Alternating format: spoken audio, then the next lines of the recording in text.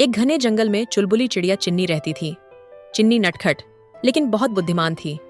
उसकी दोस्ती जंगल के सभी जानवरों से थी, परंतु बाजी जंगल का सबसे शक्तिशाली और तेज पक्षी हमेशा खुद पर घमंड करता था।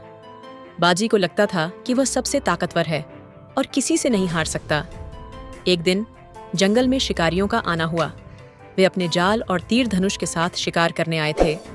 सारे जानवर डरकर छिपने लगे।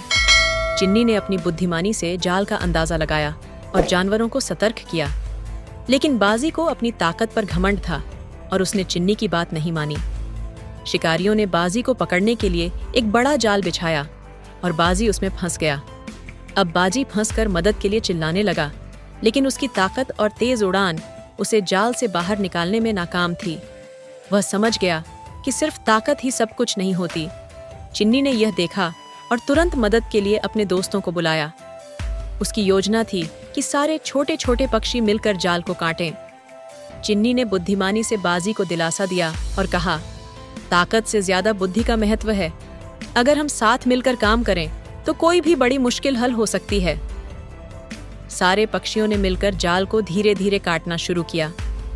थोड़ी देर में बाजी जाल से बाहर निकल आया। वह समझ चुका था कि उसे सिर्फ अपनी ताकत पर नहीं, बल्कि साथियों की मदद और बुद्धिमानी पर भी भरोसा करना चाहिए।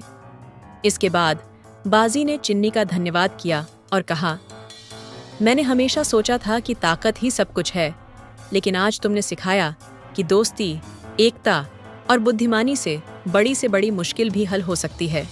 चिन्नी मुस्कुराई और कहा, जंगल में सभी का महत्व है, हम साथ मिलकर ही मजबूत होते हैं। उस दिन से बाजी और चिन्नी बहुत अच्छे दोस्त बन गए। अब बाजी कभी भी अपनी ताकत का घमंड नहीं करता था और सभी की मदद करता था। जंगल में अब सभी जानवर खुशी खुशी रहते थे। शिक्षा: ताकत से ज्यादा बुद्धि और एकता का महत्व है।